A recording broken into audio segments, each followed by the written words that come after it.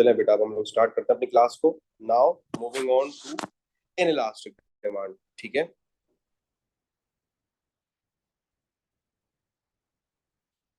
हमारे पास जो अगली चीज है that is degree of elasticity number 2, that is inelastic demand. ठीक है, इनइलास्टिक डिमांड की हम लोग हेडिंग डाल लेंगे, और हेडिंग डालने के बाद बेटा इनइलास्टिक डिमांड की हम लोगों ने जो है वैल्यू लिखनी है। वैल्यू को डेफिनेशन से समझने की कोशिश करेंगे।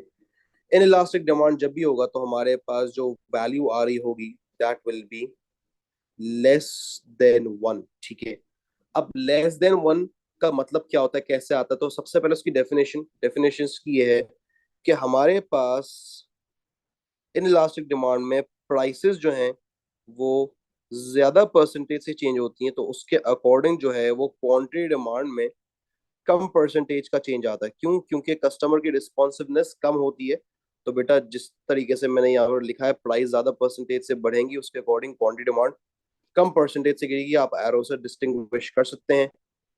और जहां प्राइस गिरेगी तो क्वांटिटी कम परसेंटेज से ही बढ़ेगी। ठीक है, इसकी बेस्ट एग्जांपल है पेट्रोल पंप्स, फ्यूल स्टेशंस। जहां पर आप देखें प्राइस बढ़े या कम हो, रश वैसा ही होता है। ठीक है ना?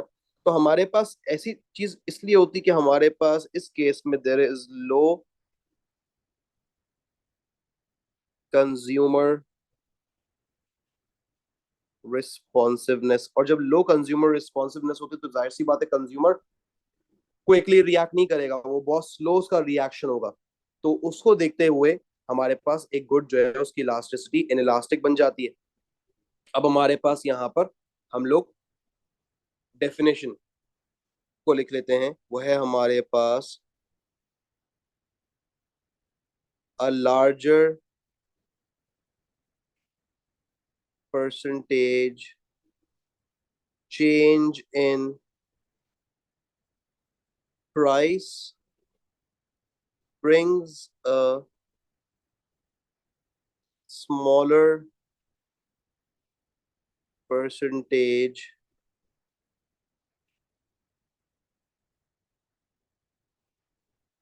change in quantity demanded। ठीक है, ये हमारे पास आ गई इनइलास्टिक डिमांड की डेफिनेशन। सही है। उसके बाद जैसे हम लोगों ने डेफिनेशन और हम लोगों ने चीजों को समझ लिया, हम उसकी वैल्यू को देखते हैं। देखो, समझना बात को, larger percentage change in price. ठीक है, प्राइस को हम लोग नीचे लिखते थे। यहाँ पर आपको मैं समझा रहा हूँ कि लेस देन 1 की वैल्यू क्यों आती है। प्राइस में मान ले 2% का चेंज आ रहा है, तो उसके अकॉर्डिंग क्वांटिटी डिमांड में smaller percentage change in quantity demand आ रहा है। तो मान ले ये आ रहा है 1। तो बेटा 1/2 का आंसर क्या होता है? दैट इज 0.5, और 0.5 की जो वैल्यू है वो लेस देन 1 है। ठीक हो गया? आगे बढ़ते हैं, इनइलास्टिक डिमांड को देखते हैं। और इन इलास्टिक डिमांड के जिस तरीके से हमने इलास्टिक डिमांड पढ़ा था, जिस तरीके से इलास्टिक डिमांड समझा था, इन इलास्टिक डिमांड को भी समझने की कोशिश करेंगे कि इन इलास्टिक गुड्स होते कौन से गुड्स हैं। ठीक है, हमारे पास always remember inelastic goods जो है वो हमारे पास सॉर्ट ऑफ नेसेसिटीज होंगे। ठीक है, सॉर्ट ऑफ नेसेसिटी क्यों लिखा है मैंने? क्योंकि person to person necessity depend करती है। लेट्स से फॉर एग्जांपल अगर मैं आईपैड की बात करता हूँ तो आईपैड मेरे लिए नेसेसिटी, आपके लिए नहीं है। बात समझ रहे हैं? ठीक है, कई दफा इलास्टिसिटी पर्सन टू पर्सन भी रिलेट करनी होती है आपको। इसी तरीके से अगर हम इलास्टिक गुड को देखें तो उस पर हमने लिखा था भाई लग्जरी गुड्स होते हैं। मूविंग फॉरवर्ड, हमारे पास no close number of close substitute ज्यादा होते हैं इलास्टिक में, तो वहां जो है वो number of close substitute less होंगे, तो उसको भी लिख लेते हैं भाई less number of close substitutes. या हमारे पास हमने इन इलास्टिक को समझ लिया। ठीक है, और इसकी हम लोग अपने पास यहाँ पर बेटा एग्जाम्पल भी लिख लेंगे। यहाँ पर हमने लिख दिया भाई फूड। ठीक है, अच्छा अब मेरे पास बेटा सबसे पहले इलास्टिक डिमांड की डायग्राम बनाने के लिए एक छोटा सा डिमांड ग्राफ बनाएंगे। डिमांड हमारा डाउनवर्ड स्लोप होता है, ठीक है। समझेंगे कि किस तरीके से नॉर्मल डिमांड को एक इनलास्टिक डिमांड में कन्वर्ट करना है, ठीक है। और एक वॉल क्लॉक को कंस्ट्रक्ट कर लेते हैं, बल्कि I think someone has joined. Okay, एक वॉल क्लॉक कंस्ट्रक्ट करते हैं इस तरीके से, ठीक है। जैसे हमने वॉल क्लॉक कंस्ट्रक्ट कर ली, उसके बाद जो है हम इसमें एक बेसिक सा डिमांड ग्रिड, जिस तरीके से नॉर्मल डिमांड बनता है डाउनवर्ड स्लोपिंग, वैसे ही नॉर्मल डिमांड डाउनवर्ड स्लोप बनाएंगे। अब इस नॉर्मल डिमांड को हम जो है वो मूव करेंगे क्लॉकवाइज, ठीक है। इसे क्लॉकवाइज घुमाएंगे ताकि हमारा नॉर्मल डिमांड जो है इनलास्टिक में कन्वर्ट हो जाए। तो अब देखें बेटा, डायग्राम बनाते हैं। लॉ तो नेगेटिव ही रहेगा, लॉ में कोई चेंज नहीं आएगा। डायग्राम बनाते हैं, हमने अपने पास दो एक्सेस ड्रॉ कर लिए, ठीक है। इस तरीके से हमारे पास दो एक्सेस बन गए। एक तरफ हमने मेंशन कर दिया प्राइसेस, दूसरी तरफ हम मेंशन कर देंगे क्वांटिटी डिमांडेड, और हमने अपना ये normal downward sloping demand curve बनाया। अब इसको कन्वर्ट करेंगे। आपको पता है कि हमें इसे जो है वो ऊपर की तरफ नहीं घुमाना, हमें इसे दूसरी तरफ घुमाना है, दैट इज क्लॉकवाइज, ठीक है। तो मैं इसको रब कर रहा हूँ। अब आप देखिएगा क्या होता है। आपके पास यही आपका डिमांड कर्व जो है वो इस तरीके से बन जाएगा। क्लॉकवाइज हमने इसको रोटेट किया, ये हमारा डिमांड कर्व बन गया, ठीक है। इधर ये हमारा डिमांड कर्व बन गया। हमने यहाँ से सबसे पहले क्या किया, सबसे पहले हमने बेसिक प्राइस निकाल ली, मेंशन कर दिया पी, और बेसिक क्वांटिटी निकाल ली, ठीक है। और उसको मेंशन कर दिया क्वांटिटी डिमांडेड। अब हम प्राइस को पहले इंक्रीज करके देखते हैं। जब हमने प्राइस को इंक्रीज किया from P to P1, note कीजिएगा बेटा, जब हम प्राइस को P से P1 इंक्रीज कर रहे हैं, तो हमारे पास सबसे पहले हम मूव हो गए पॉइंट ए से पॉइंट बी पर, ठीक है। और हमारे पास आप देखें प्राइस ज्यादा परसेंटेज से बड़ी, मगर क्वांटिटी में कोई ज्यादा फर्क नहीं आया। फर्क तो आएगा, ऑब्वियस है, क्योंकि लॉ ऑफ डिमांड वरना खराब हो जाएगा। तो आप देख सकते हैं कि क्वांटिटी में ज्यादा फर्क नहीं आया। तो इसीलिए हमारे पास पेट्रोल कितना भी महंगा हो जाए, अगर मेरा 5,000 रुपए का बजट बजट होता था ना पेट्रोल के लिए, बजट को मैं वही रखूंगा 5,000 रुपए पर। मगर इशू ये होगा कि जो पहले मैं टैंक फुल करवा रहा था, अब वो टैंक फुल नहीं हो पाएगा मेरा, ठीक है ना। बस फर्क सिर्फ इतना होगा, मैं पैसे वही खर्च कर रहा हूँ। इन दी एंड में देखा जाए तो पर लीटर पैसे ज्यादा दे रहा हूँ, ठीक है ना। तो ये चीज हमारे पास है अंडरस्टैंड करने की। और इसी तरीके से बेटा, जब हम प्राइसेस को रिड्यूस करेंगे, तो हमारी जो क्वांटिटी है वो देखें बहुत कम परसेंटेज से बढ़ रही है।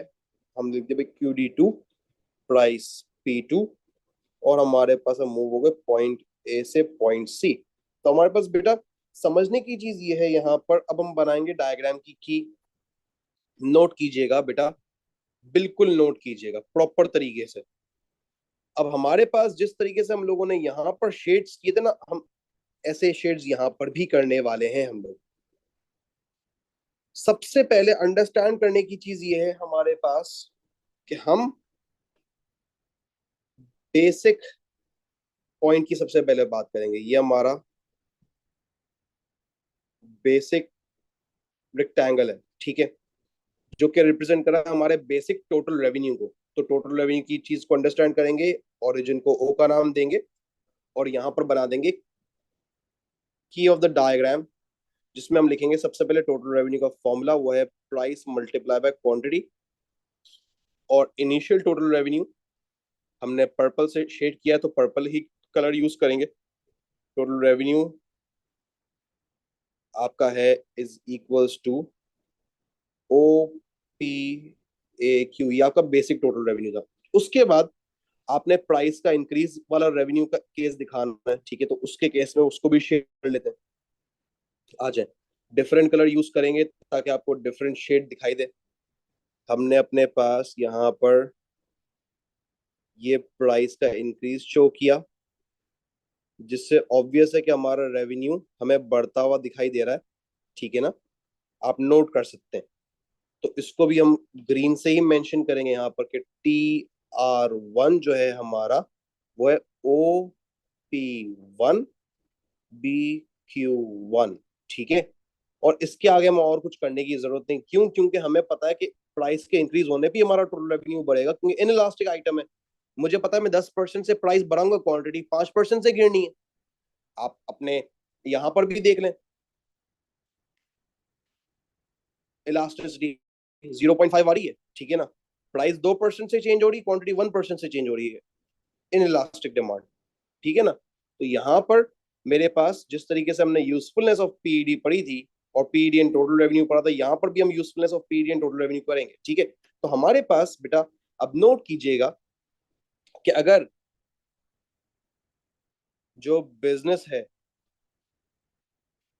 वो नॉलेज ऑफ पीईडी को यूज करना चाहता है, तो वो कैसे यूज करेगा बेटा? सबसे पहले उसे देखना यह है कि उसका गुड जो है वो है इन इलास्टिक, जो कि लोगों के लिए नेसेसिटी है। तो वो क्या करेगा ऐसी सिचुएशन में? उसका तो मेन पर्सपेक्टिव अगर देखा जाए तो उसे जो है वो अपनी सेल्स को इंक्रीज करना है। उसे सेल्स को इंक्रीज करने के साथ साथ अपने प्रॉफिट को इंक्रीज करना। ऑब्वियस है, देखो सेल्स बढ़ती, प्रॉफिट भी, टोटल प्रॉफिट भी जो है वो आपका बढ़ना शुरू हो जाता है, सही है। तो ऐसे केस में वो क्या करेगा? वो प्राइसेस को ज्यादा परसेंटेज से बढ़ाएगा, जिसकी वजह से क्वांटिटी डिमांडेड कम परसेंटेज से गिरेगी, और उसका टोटल रेवेन्यू जो है वो अगेन इंक्रीज हो जाएगा। तो हमारे पास यहाँ पर हम देख सकते हैं कि प्राइस और टोटल रेवेन्यू का जो रिलेशन है, प्राइस और टोटल रेवेन्यू का जो हमारे पास रिलेशन है, आई एम सॉरी बेटा, I had a call but वो मैंने उसको कैंसिल कर दिया, सॉरी फॉर द डिस्टर्बेंस। आप नोट कर सकते हैं प्राइस के इंक्रीज होने पे टोटल रेवेन्यू भी इंक्रीज हो रहा है। तो अब हम इसी चीज को कंसिडर करते हुए यहाँ पर पीडी एंड टोटल रेवेन्यू की भी डायग्राम बनाएंगे। सबसे पहले लिख लेंगे positive relation between price and total revenue in case of inelastic demand, ठीक है। और इसी चीज को देखते हुए हम लोग एक डायग्राम भी ड्रॉ कर लेंगे पीडी एंड टोटल रेवेन्यू की in case of inelastic demand. हमें पता है पॉजिटिव रिलेशन है, तो पॉजिटिव रिलेशन से अपवर्ड स्लोप बनता है, ठीक है। ये बात हो रही है बेसिकली आपके टोटल रेवेन्यू के डायग्राम की। ये आ गया आपका यहाँ पर बेटा, सॉरी थोड़ी स्पेस कम थी मेरे पास, रेवेन्यू, और ये आ गई आपके पास आपकी प्राइसेस।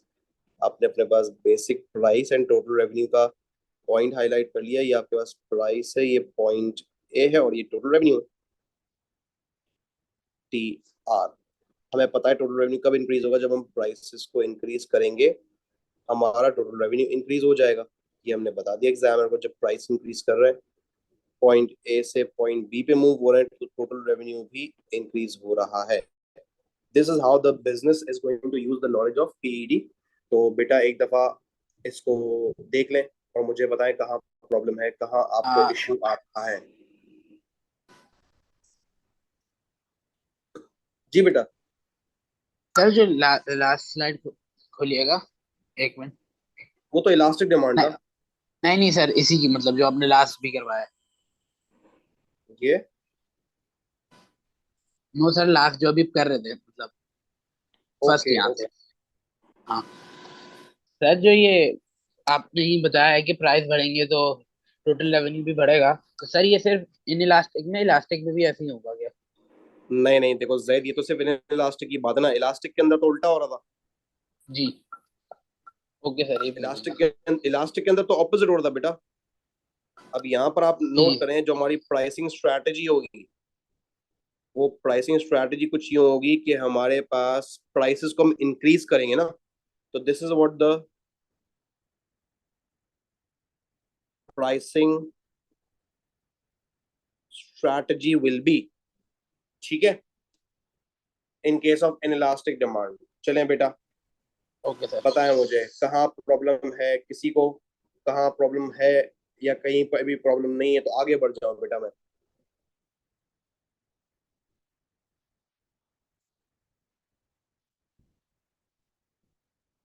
ठीक हो गया बेटा, चले यस अब सर। आगे आगे बढ़ते हैं, चीजों यस को सर। और अच्छे से अंडरस्टैंड करेंगे।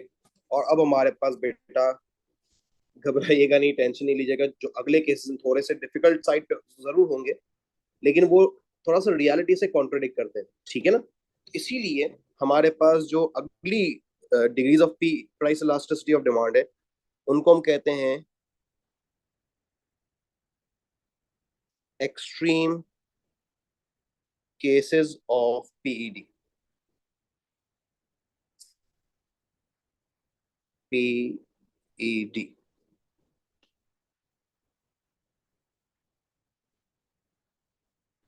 जिसमें हमारे पास यहाँ पर केस नंबर 3 आ जाता है, ठीक है। हमारे पास केस नंबर 3 बेटा वो है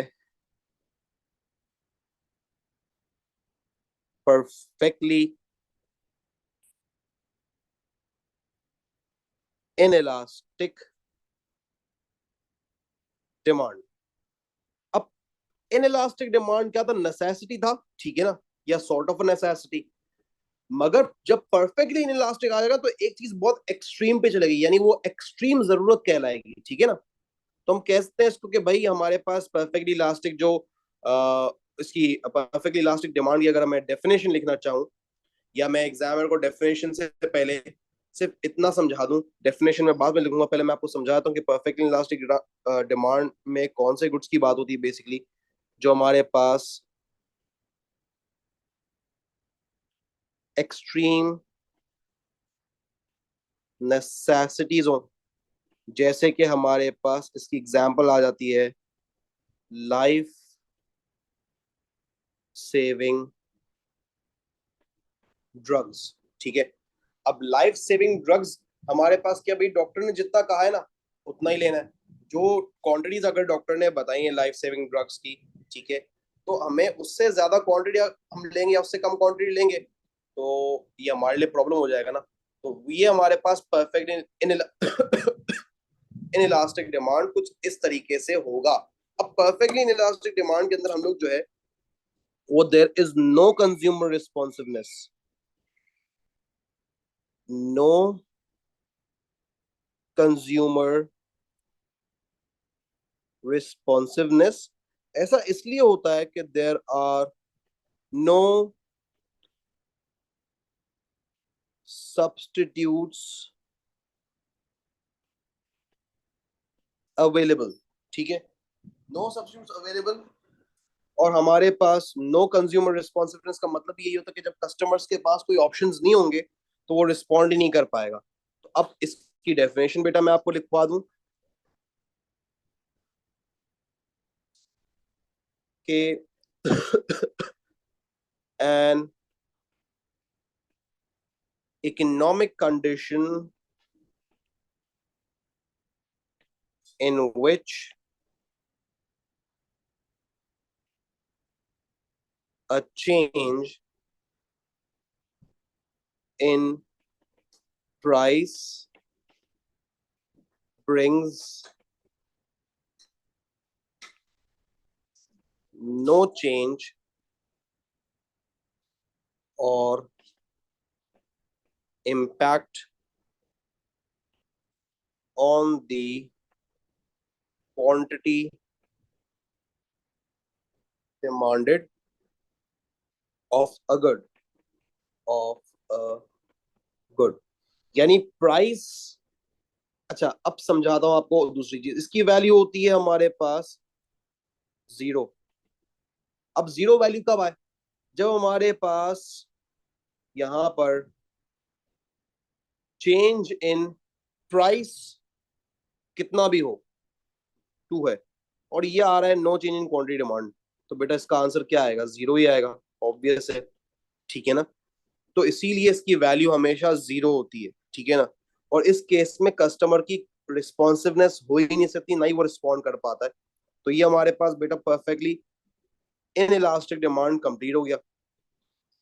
उसके बाद हम अपने पास जरा परफेक्टली इनलास्टिक डिमांड की डायग्राम बना लेते हैं। ये हमने दो एक्सेस ड्रॉ कर लिए। एक एक्सेस पे हमने लिख दिया भाई प्राइसेस, यहाँ आ जाएगा। दूसरे एक्सेस पे हमने लिख दिया भाई क्वांटिटी डिमांडेड। सर ठीक है जी बेटा, बोले। इसमें स्ट्रेट लाइन होगी एकदम इस डायग्राम में। एग्जैक्टली आप देखें, समझ गए माशाल्लाह। ये आपका डिमांड बनेगा इस तरीके से, और ये आपकी क्वांटिटी डिमांड लिखी जाएगी, और ये आपकी बेसिक प्राइस आपने निकाल ली। ठीक है, और इसको आपने पॉइंट ए कंसिडर कर लिया। अब आप एग्जामिनर को बताएंगे कि अगर प्राइस इंक्रीज हो पी से P1, तो भी जो डॉक्टर ने मुझे मेड्स लिख के दी हैं मुझे वही खानी, और प्राइस अगर डिक्रीज भी हो जाए तो ऐसा तो नहीं ना कि डॉक्टर ने 2 गोलियां खाने को कही हैं, मैं 4 4 गोलियां खा रहा हूँ। पॉसिबल नहीं है ना ये। और पेरिशेबल आइटम होता है, एक्सपायरी डेट होती है उनकी। ठीक है ना, तो आप एक साथ ज्यादा अगर स्टॉक कर भी लेंगे तो उसकी क्वांटिटी आप नहीं बढ़ा सकते। ठीक है ना, आपने बाय ज्यादा कर भी ली तो आपको इजाजत ही कम खाने की है, या रिस्ट्रिक्टेड क्वांटिटीज जो है आपको खाने को कहा गया है, तो आप उसको चेंज नहीं कर सकते ना। और ये हमारे पास बना लेंगे ओरिजिन। ठीक है, अब आ जाएं इस केस की बात करें। इस केस के अंदर सबसे पहले हम बनाएंगे की ऑफ द डायग्राम। अब की ऑफ द डायग्राम के लिए सबसे पहले हमने total revenue is equals to price multiply by quantity basic total revenue. देखिए भाई बेसिक टोटल रेवेन्यू क्या है, पेन का इस्तेमाल करेंगे, कलर वाले पेन का। ठीक है, सबसे पहले बेसिक टोटल रेवेन्यू निकाल लेते हैं। आपके पास ये वाला जो बॉक्स है ये आपका बेसिक टोटल रेवेन्यू है। ठीक है, उसको मेंशन भी रेड से ही कर देंगे कि हमारा जो इनिशियल टोटल रेवेन्यू है वो है OP AQD। ठीक है, उसके बाद हम बताएंगे एग्जामिनर को कि भाई ऑब्वियस है रेवेन्यू कब इंक्रीज होगा, जब प्राइस बढ़े। ठीक है, तो हमारे पास यहाँ हमारे पास यहाँ पर नया केस,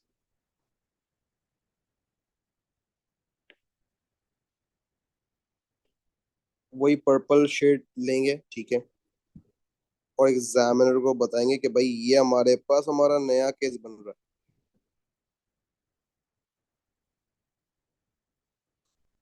ठीक हो गया, this is the new case. तो मुझे एग्जामिनर को बताना होगा कि हमारा टोटल रेवेन्यू जो है वो प्राइस को इंक्रीज करेंगे तो हमारा टोटल रेवेन्यू जो है वो बढ़ जाएगा, और हमारा अब टोटल रेवेन्यू हो गया OP1 BQD। ठीक है, कोई चेंज नहीं है। आ जाए हमारे पास अब बिजनेस नॉलेज की बात आ जाती है ना, कि बिजनेस किस तरीके से पीईडी के कॉन्सेप्ट को यूज कर सकता है। आ जाए इधर लिख लेते हैं,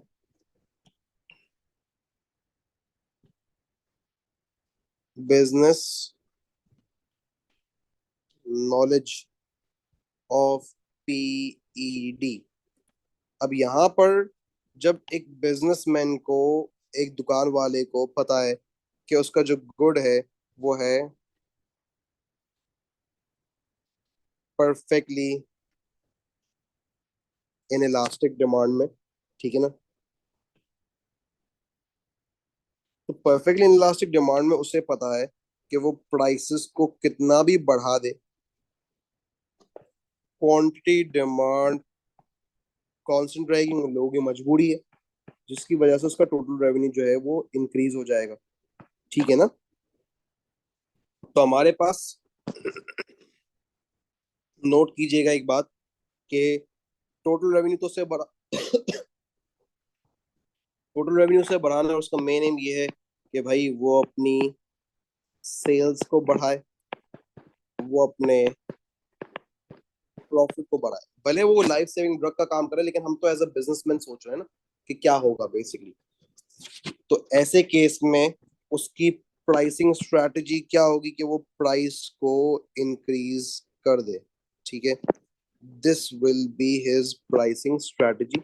आपने लिख दिया भाई ये उसकी प्राइसिंग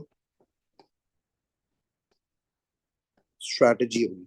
ठीक है, तो हमारे पास इसकी price elasticity of demand and total revenue में जो पीडी एंड टीआर की डायग्राम है ना, वो सिर्फ इलास्टिक और इलास्टिक में उसके बाद नहीं है। एक्सट्रीम केसेस में हम नए डायग्राम, हमारी नीड नहीं है, रिक्वायरमेंट नहीं है, तो जरूरत भी नहीं है बनाने की ना। तो ये चीजें इस तरीके से चलेंगी। तो आई होप बेटा आप लोगों को जो है वो इस केस में कोई प्रॉब्लम नहीं है। सर, जी बेटा बोले। आपने जो डायग्राम बनाई थी, ये वाली, हाँ हाँ। इसमें आप आप ये P2 वाला भी मेंशन कर दें तो सही रहेगा। P2 वाला भी मेंशन कर देते बेटा, कोई इशू नहीं है। P2 वाला मेंशन में सिर्फ थैंक इसलिए यू। नहीं कर रहा क्योंकि उसके केस में टोटल रेवेन्यू गिर रहा है ना, जिस तरीके से मैंने ऊपर भी ओह, P2 वाला मेंशन नहीं किया ना। चले यहाँ मैं मेंशन कर दूँ ताकि आपकी कंफ्यूजन क्लियर हो जाए। P2 मेंशन करने के लिए ऑब्वियस है हम दूसरे पेन का इस्तेमाल करेंगे। हम एग्जामिनर को बताएंगे कि P2 के अंदर अब शेड कर देंगे ताकि पता चल जाए एग्जामिनर को कि हमारे पास एक, दो, तीन, चार, पाँच, ये हमारे पास नया टोटल रेवेन्यू होगा अगर हम प्राइसेस को गिरा दें। मतलब ये वो वाली बात होगी कि जब आपको खिदमत खल्क करनी है, ठीक है ना, वेलफेयर, हाँ सर, तो आप वैसे ऐसा काम करेंगे, ठीक है ना। That is OP2CQD। तो ये हमारे पास इस केस में तो हमारा रेवेन्यू गिर रहा है, तो हमें ऐसा काम करना नहीं है। एज अ बिजनेसमैन सोच रहे हैं बेटा, ठीक है। तो ये चीजें इस तरीके से हैं। अब हमारे पास हमारा प्राइस इलास्टिसिटी ऑफ डिमांड का चैप्टर कंप्लीट होता चला जा रहा है। हम साथ साथ उसके टोटल रेवेन्यू को भी डिस्कस कर रहे हैं। और इंशाल्लाह हमारा वेंसडे को प्राइस इलास्टिसिटी ऑफ डिमांड का चैप्टर वाइंड अप हो जाएगा with the factors affecting demand. आ जाए भाई, ये हमारे पास आज की क्लास का लेक्चर। एक दफा इसको आप लोग बेटा रिवाइज कर लें। आपका इनइलास्टिक डिमांड था सबसे पहले, प्लीज स्क्रीनशॉट ले लें। आ जाए, स्क्रीनशॉट की बारी आ जाती है बेटा, स्क्रीनशॉट लें, शाबाश। जैसे ही स्क्रीनशॉट हो मुझे डन बोलिएगा, मैं अगले स्क्रीनशॉट पे जाऊंगा। Done sir. डन। चले आ जाइए, आपके पास नया स्क्रीनशॉट। Done sir. ओके हो गया, ये आपके पास दूसरा स्क्रीनशॉट। चलें बेटा उसको रिवाइज कर लें, उसमें इसके हवाले से कोई भी प्रॉब्लम हो प्लीज मुझसे पूछे, मैं आपकी क्वेरीज का वेट कर रहा हूँ। Okay sir.